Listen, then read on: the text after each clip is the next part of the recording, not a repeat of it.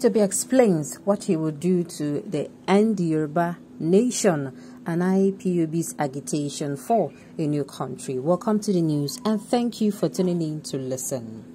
Finally responding to the IPOB and other Yoruba Nation agitators' appeal for a new nation, the Labour Party's presidential candidate also outlines his plan to put an end to it. Let me remind you that this people's desire for a new nation has been one of the most talked about issues in Nigeria, where they have organized numerous protests. What specifically would P2B do to put an end to the agitation? He reportedly stated that he would sit down and negotiate with them in a way that would cause them to once again love the nation and view every Nigerian as a member of one giant family, according to People's Gazette. There have never been any agitations like this, as we all know. The fact that they have suddenly risen indicates that we are acting improperly. By fighting them, we cannot defeat them. Even inside my home, there is anxiety. My wife will become agitated if I do something incorrect. Therefore, we must understand ourselves and compromise. We will start letting equity and justice reign to foster more love and unity in Nigeria, and I will stop them by talking with them. Now, this is how I've had it in my head. I don't know about yours. Remember when I used to give out solutions to these agitations that I wish we had some precedent. Oh my God. There's a particular presidential candidate too that everything that I've ever talked about, how to solve Nigeria problems, the man is just sticking them. Is this a sign that I should support this candidate? Okay, back to the news. Now, I've always said that, these people that always come out, that agitating, from agitating, it has grown to, something else, killings are not happening. Most especially the southeastern region, the IPOB, the indigenous people of Biafra. Now, these people, if you trace their complaints, you're going to trace it down to, what's it called? To lack of equity, fairness, and justice.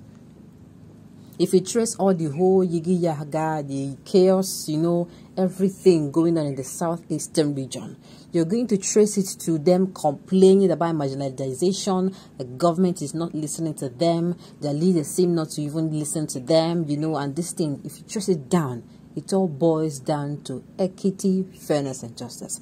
And me, then, what I said about, the beginning of the year, 6, 7, 8, 9 months ago, even last year, I have always been talking about how we'll have a president who really cares. It is when you have a president, number one, who cares about the interest of Nigerians and Nigeria, who really want Nigeria to be a country where I will not see people from other geopolitical zones as the enemy, instead as friends, instead as members of one big family.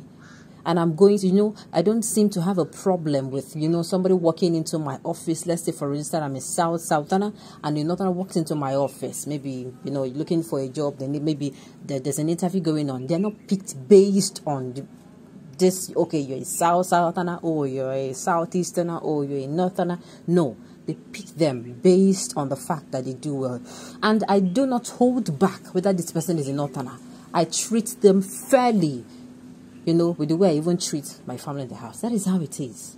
Now, I have always talked about calling these people, that we're going to be having like a national conference. That is, the person who is going to be the president will call all these people together and we sit down and talk. We are going to talk. It is going to be, okay, the southeastern people, everybody will be there. All 6 geopolitical zones. It will be like something like we'll hold like a national conference, which they'll be holding. There'll be dates. People, grassroots people will be the one to come out. People will be saying the thing that affect the more. People who feels, whenever there is insecurity, they're the one that feels and bears it the most. These are people we are going to call. You understand? You call those people, the southeastern region, even though they have been talking for a very long time, they will go and they are going to ask, okay, what exactly is causing this thing? They are going to say their problems. The same way the southeast will say their problem, the same way the southwest will talk about theirs, the same way the south will talk about theirs, the same way the northeast, the north central, and the north east. And the northwest. Everybody say your problems. Then everybody will now They have gotten everybody problems. Okay, you start again from the southeastern part of the country. You ask them, okay, what do you suggest? Do you have solutions? What do you think we can do right? What are we not doing right? You know, they will not be like, with that talk, they will not be like an understanding. They will not be like, okay, this person that is the president, everybody will be like, oh, this man really, really wants Nigeria to be better. You will see people will not start working hard. Now, when solutions are now being, both the one we then suggest to, both the one we then brainstorm more, then you now reach an agreement. And the agreement will not just be reached and, you dump it there. No. What will happen is the agreement in the presidency, even as people who went for that conference, you start seeing effort by the presidency to make sure in allocation of funds, allocation of appointment, all those things you complained about, allocation of resources, you're seeing them getting better. Before you know it, those people that went for that conference will go back and say, see, everything we will talk, this man, they do him. You understand? They're the ones that will tell the brothers, no.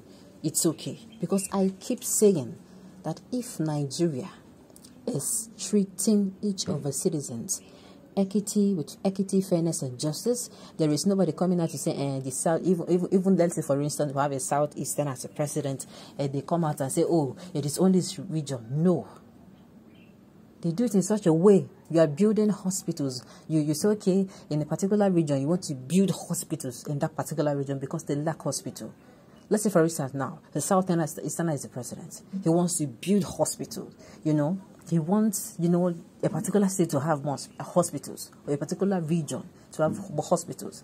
He's doing that maybe in the north, that's in the northeast.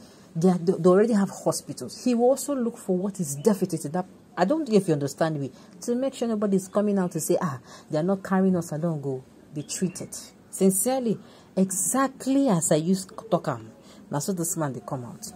Talk is cheap, Mr. Noisemaker. We hear you when your Igbo brothers cannot go out every Monday because of IPOB sit at home. You are here talking rubbish and nonsense. Sometimes I ask myself, I don't know where this kind of people will come from. He's not there, of course. Peter B is not the governor of Anambra State. He's not the president as we speak. He's not the Senate president. He's not the, what's it called? I don't see him holding any position that can effect a change. So he's just coming out to tell us what he'll do. Let your candidate come out and tell us how this problem was solved. Then I come out and tell us how they're going to be making Nigeria better for all of us. That is what we want to hear. I always believe in diplomacy, which is a wonderful plan. Exactly. Dialogue remains the only way that have not been tried out in the region, most especially in the Southeast region, in their crisis. They have not used dialogue. Meanwhile, in other regions, dialogue has been used. All right, on this note, we've come to the end of the news. We say thank you for tuning in to listen. Until I come your way next time,